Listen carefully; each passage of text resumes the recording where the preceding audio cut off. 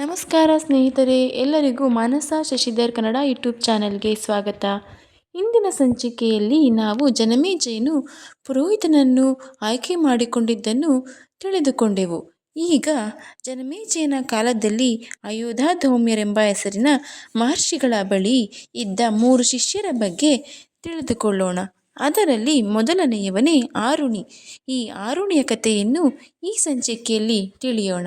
ಈ ಸಂಚಿಕೆ ನಿಮಗೆ ಇಷ್ಟವಾಗಿದ್ದರೆ ದಯವಿಟ್ಟು ಲೈಕ್ ಮಾಡಿ, ಶೇರ್ ಮಾಡಿ, ಸಬ್ಸ್ಕ್ರೈಬ್ ಮಾಡಿ, ಕಾಮೆಂಟ್ ಮಾಡಲು ಮರೆಯದಿರಿ.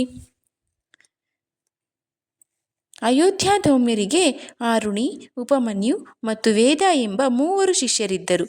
ಒಮ್ಮೆ ಧೌಮ್ಯರು ಪಾಂಚಾಲ ದೇಶೀಯನಾದ ಆರುಣಿಯನ್ನು ಕರೆದು ಒಡೆದು ಹೋಗಿದ್ದ ಗದ್ದೆಯ ಬದುವನ್ನು ಕಟ್ಟಿ ಬರುವಂತೆ ಹೇಳಿ ಕಳುಹಿಸಿದರು.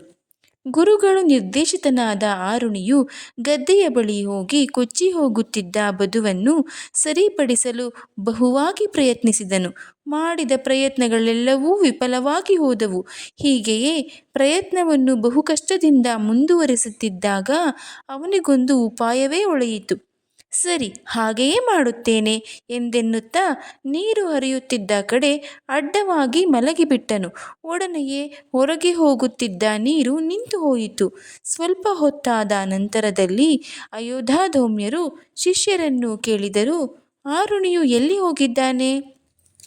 ಶಿಷ್ಯರು ಹೇಳುತ್ತಾರೆ, ಭಗವಾನ್, ತಾವೇ ಆರುಣಿಯನ್ನು ಕೊಚ್ಚಿ ಹೋಗುತ್ತಿದ್ದ ಗದ್ದೆಯ ಬದುವನ್ನು ಸರಿಪಡಿಸಿ ಬರುವಂತೆ ಆಜ್ಞೆ ಮಾಡಿ ಕಳುಹಿಸಿಕೊಟ್ಟಿರಿ.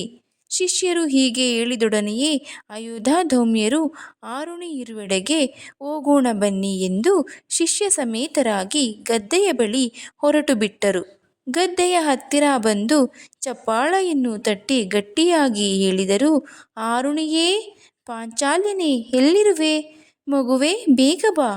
ಗುರುಗಳು ಕೂಗಿದ್ದನ್ನು ಕೇಳಿದೊಡನೆ ಆರುಣಿಯು ಗದ್ದೆಯ ಬದುವಿನಿಂದ ಮೇಲೆದ್ದು ಗುರುಗಳ ಸಮ್ಮುಖದಲ್ಲಿ ಬದ್ಧಾಂಜಲಿಯಾಗಿ ನಿಂತು ವಿನಯಪೂರ್ವಕವಾಗಿ ಹೇಳಿದನು, ಪೂಜ್ಯರೇ, ಬದುವು ಕೊಚ್ಚಿ ಹೋಗಿ ಗದ್ದೆಯಿಂದ ಹರಿದು ಹೋಗುತ್ತಿದ್ದ ನೀರನ್ನು ತಡೆಯಬೇಕೆಂದು ತಮ್ಮಿಂದ ಆಜ್ಞಾಪಾಲಕನಾದ ನಾನು ಇದುವರೆಗೂ ಹರಿದು ಹೋಗುತ್ತಿದ್ದ ನೀರಿಗೆ ಅಡ್ಡಲಾಗಿ ಮಲಗಿದ್ದೆನು.